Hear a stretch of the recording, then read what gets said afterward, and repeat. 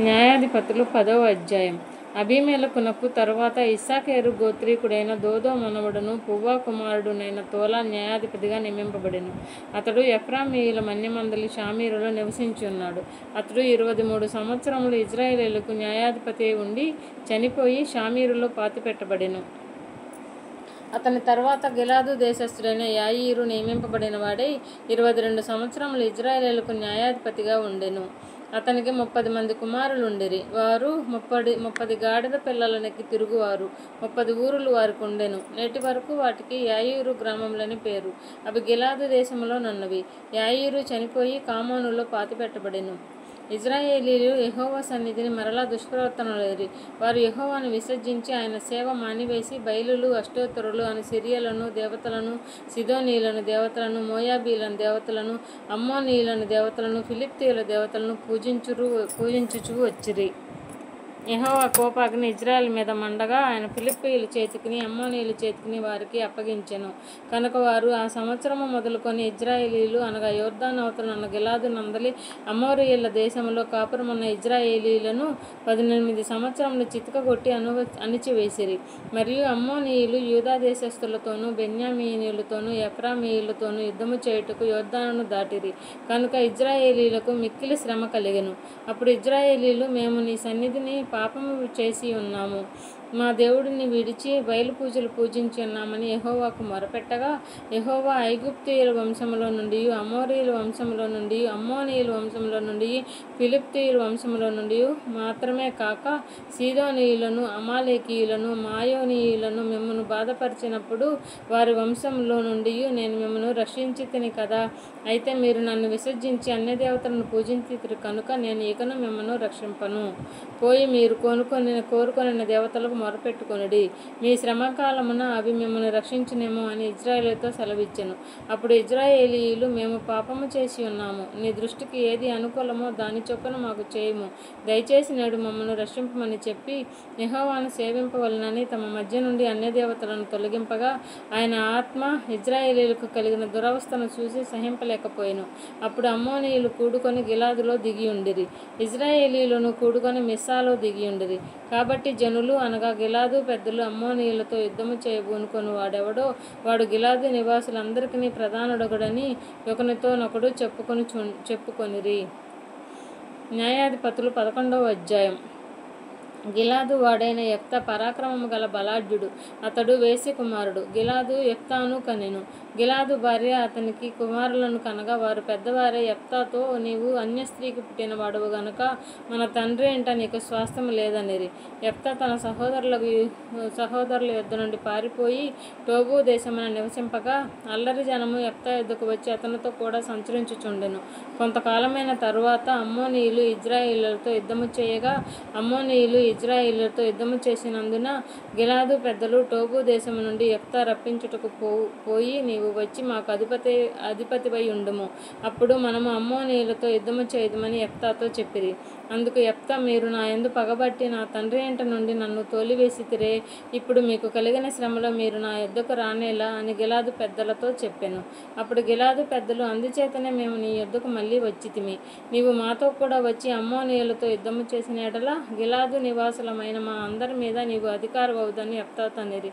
అందుకు యెఫ్తా అమ్మోనీయులతో, యుద్ధము చేయుటకు మీరు నన్ను గిలాదుకు తిరిగి తీసుకుపోయిన మీదట యెహోవా వారిని నా చేతికి అప్పగించిన యెడల నేనే మీకు ప్రధాననవుదునా అని గిలాదు పెద్దలను అడుగగా, గిలాదు పెద్దలు, నిశ్చయముగా మేము నీ మాట చొప్పున చేయుదుము.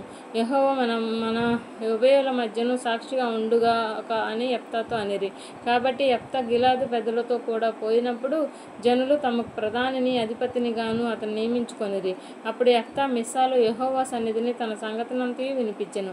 యెఫ్తా అమ్మోనీయుల రాజునొద్దకు దూతలను పంపి, నాకు నీకును మధ్య ఏమి జరిగినందున నీవు నా దేశము మీదికి యుద్ధమునకు వచ్చి ఉన్నావని అడుగగా, అమ్మోనీయుల రాజు ఇజ్రాయేలీలు ఐగుప్తుల నుండి వచ్చినప్పుడు వారు అర్నోను మొదలుకొని యబ్బోకును వరకును యోర్దాను వరకును నా దేశమును ఆక్రమించుకొనినందుననే నేను వచ్చి ఉన్నాను. కాబట్టి మనము సమాధానముగా నుండునట్లు ఆ దేశములను మరలా మాకు అప్పగించుమని యెఫ్తా పంపిన దూతలతో సమాచారము చెప్పెను.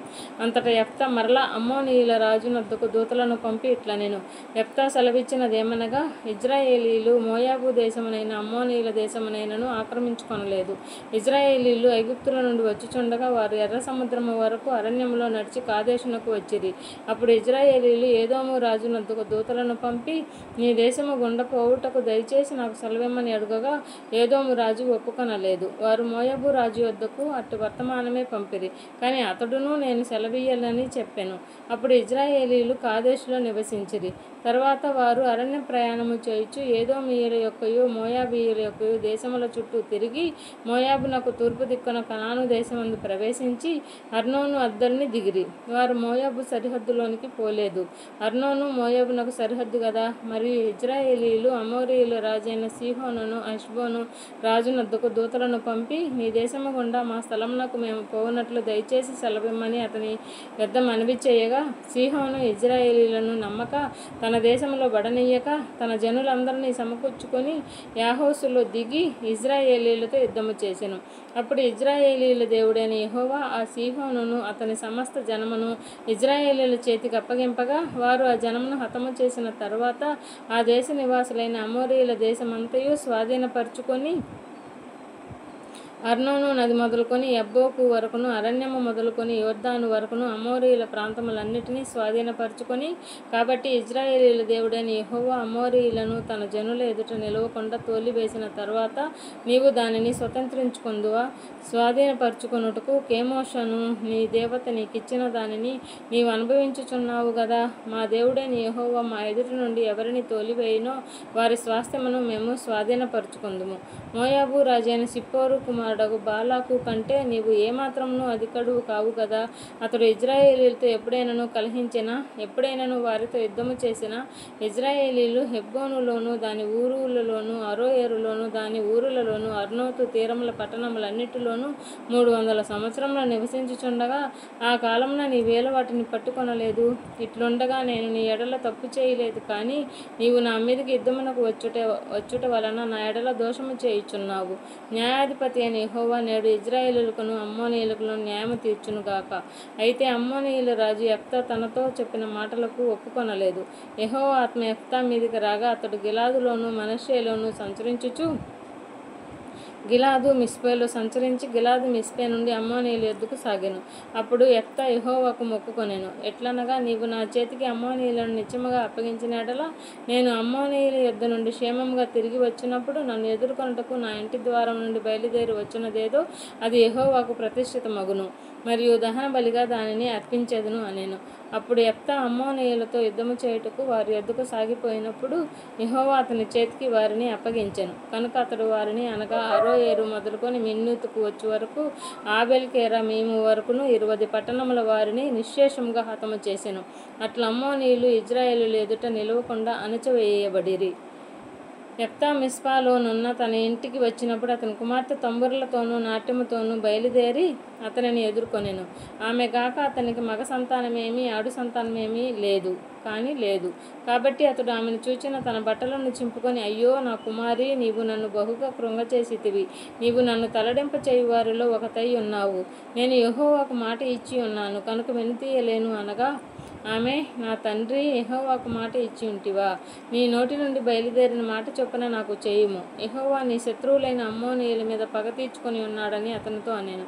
మరియు ఆమె నా కొరకు చేయవలసినదేమనగా, 2 నెలల వరకు నన్ను విడువుము. నేనును నా చెలికత్తెలను పోయి కొండల మీద ఉండి నా కన్యాత్వమును గుర్చి ప్రలాపించెదనని తండ్రితో చెప్పగా అతడు పొమ్మని చెప్పి 2 నెలల వరకు ఆమెను పోనిచ్చెను.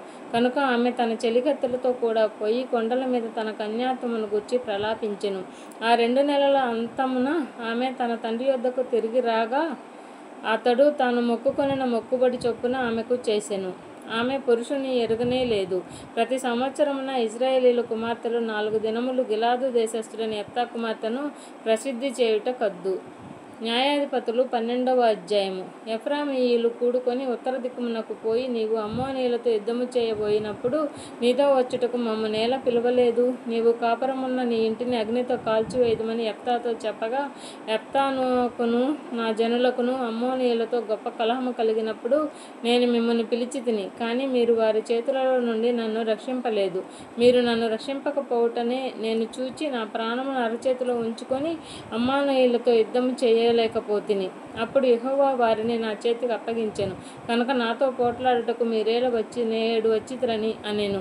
అప్పుడు యెఫ్తా గిలాదు వారిని అందరినీ పోగు చేసుకొని ఎఫ్రాయిమీయులతో యుద్ధము చేయగా, గిలాదు వారు ఎఫ్రాయిమీయులను జయించిరి.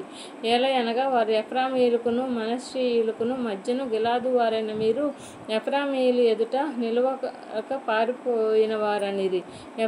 ఎఫ్రాయిమీయులతో యుద్ధము చేయుటకై గిలాదు వారు యొర్దాను దాటు రేవులను పట్టుకొనగా, పారిపోయిన ఎఫ్రాయిమీయులలో ఎవడో నన్ను దాటనీయుడని చెప్పినప్పుడు గిలాదు వారు, నీవు ఎఫ్రాయిమీయుడువా అని అతని అడిగిరి.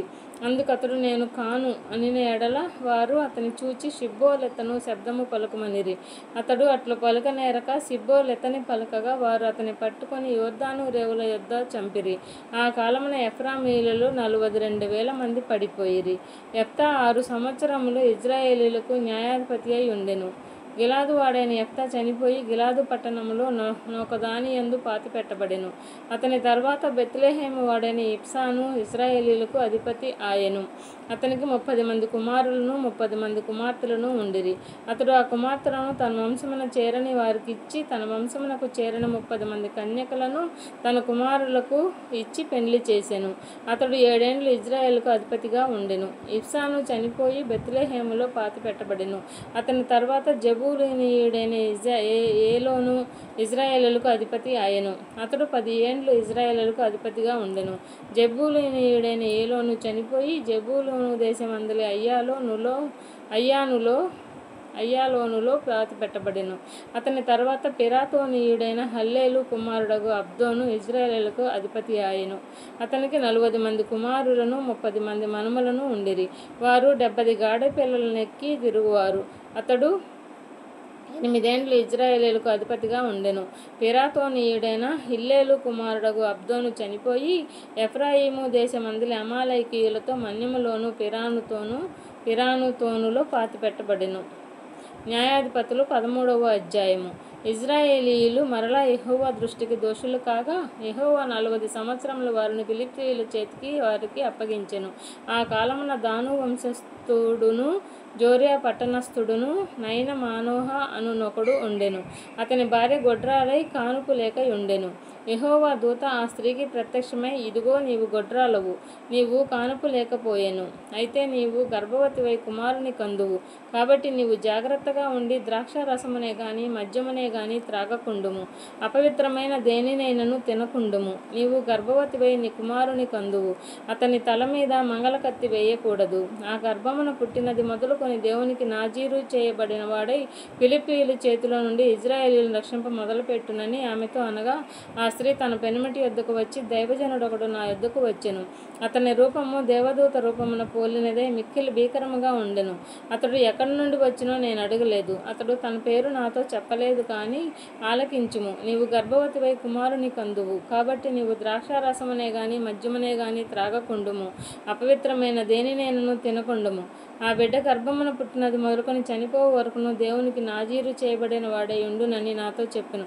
అందుకు మానోహ, నా ప్రభువా, నీవు పంపిన దైవజనుడు మరలా మా వద్దకు వచ్చి, పుట్టబోవు ఆ బిడ్డకు మేము ఏమేమి చేయవలనో దానిని మాకు నేర్పినట్లు దయచేయమని యెహోవాను వేడుకొనగా, దేవుడు మానోహ ప్రార్థనను ఆలకించెను. కనుక ఆ స్త్రీ పొలములో కూర్చుండగా దేవుని దూత ఆమెను దర్శించెను. ఆ సమయమున ఆమె పెనిమిటి అయిన మానోహు ఆమె వద్ద ఉండలేదు కనుక ఆ స్త్రీ త్వరగా పరిగెత్తి, ఆనాడు నా యొద్దకు వచ్చిన పురుషుడు నాకు కనపడనని అతనితో చెప్పెను. అప్పుడు మానోహ లేచి తన భార్య వెంబడి వెళ్ళి ఆ మనుషుని యొద్దకు వచ్చి, ఈ స్త్రీతో మాట్లాడిన వాడవు నీవేనా అని అతనిని అడుగగా, అతడు నేనే అనెను. అందుకు మానోహ, కావున నీ మాట నెరవేరినప్పుడు ఆ బిడ్డ ఎట్టివాడగునో అతడు చేయవలసిన కార్యమేమిటో తెలుపుమని మనవి చేయగా, యెహోవా దూత, నేను ఆ స్త్రీతో చెప్పినదంతయు ఆమె చేకొనవలెను. ఆమె ద్రాక్షావళి నుండి పుట్టిన దేదియు తినకూడదు. ఆమె ద్రాక్షారసమునైనను మద్యమునైనను త్రాగకూడదు. అపవిత్రమైన దేనినైనను తినకూడదు. నేను ఆమెకు ఆజ్ఞాపించినదంతయు ఆమె చేకొనవలెనని మానోహతో చెప్పెను. అప్పుడు మానోహ, మేము ఒక మేకపిల్లను సిద్ధపరిచి నీ సన్నిధిని ఉంచు వరకు నీవు ఆగుమని మనవి చేసుకుంటున్నామని యెహోవా దూతతో చెప్పగా, యెహోవా దూత, నీవు నన్ను నిలిపిన నీ భోజనము నేను తినను. నీవు దహనబలి అర్పించను ఉద్దేశించిన ఎడల యెహోవాకు దానిని అర్పింపవలెనని మానోహతో చెప్పెను. అతడు యెహోవా దూత అని మానోహకు తెలియలేదు. మానోహ అని మాటలు నెరవేరిన తరువాత, మేము నిన్ను సన్మానించినట్లు నీ పేరేమి అని యెహోవా దూతను అడగగా, యెహోవా దూత, నీవేళ నా పేరు అడుగుచున్నావు, అది చెప్పశక్యము కానిది అనెను. అంతటా మానోహ నైవేద్యముగా ఒక మేకపిల్లను తీసుకొని ఒక రాతి మీద యెహోవాకు అర్పించెను. మానోహయు అతని భార్యయు చూచుచుండగా ఆ దూత ఒక ఆశ్చర్యకారమును చేసెను. ఎట్లనగా, జ్వాలలు బలిపీఠము మీద నుండి ఆకాశమునకు లేచుచుండగా యెహోవా దూత బలిపీఠము మీదనున్న ఆ జ్వాలలలో పరలోకమునకు ఆరోహణమాయెను. మానోహయు అతని భార్యయు దానిని చూచి నేలకు సాగిలపడిరి. ఆ తర్వాత యెహోవా దూత మరలా మానోహకును అతని భార్యకును ఇక ప్రత్యక్షము కాలేదు. ఆయన యెహోవా దూత అని మానోహ తెలుసుకొని, మనము దేవుని చూచితిమి కనుక మనము నిశ్చయముగా చనిపోవుదుమని తన భార్యతో అనగా, అతని భార్య, యెహోవా మనల్ని చంపగోరిన ఎడల ఆయన దహన బలిని నైవేద్యమును మన చేత అంగీకరింపడు, ఈ సంగతులన్నిటినీ మనకు చూపింపడు, ఈ కాలమున ఇట్టి సంగతులను మనకు వినిపింపడని అతనితో చెప్పెను. తరువాత ఆ స్త్రీ కుమారుని కని అతనికి సంసోను అని పేరు పెట్టెను. ఆ బాలుడు ఎదిగినప్పుడు యెహోవా అతన్ని ఆశీర్వదించెను. మరియు యెహోవా ఆత్మ జోర్యాకును ఎఫ్తాయేలుకును మధ్యనున్న మహానేదానులో అతని రేపుటకు మొదలుపెట్టెను.